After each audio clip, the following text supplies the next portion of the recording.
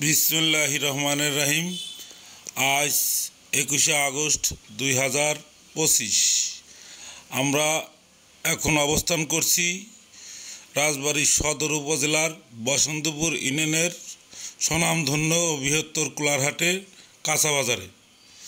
কাঁচা বাজারে এসে প্রত্যেকটা দোকানদার ও ক্রেতার সাথে কথাবার্তা বলে জানতে পারলাম আজ কাঁচা বাজারের কয়েকটা সবজির মূল্য একটু বেশি, যেমন কচুরলতি, লাল শাক, মিষ্টি কুমড়া। এছাড়া আগের হাটের সমান দাম রয়েছে আলু, পটল, মূলো। এছাড়া আজকে যা দাম কমেছে তা হলো মরিচ, কচুরমুহি, অন্যান্য সবজি সামগ্রী। প্রত্যেকটা সবজি সামগ্রী প্রায় দাম ওঠানামা করছে।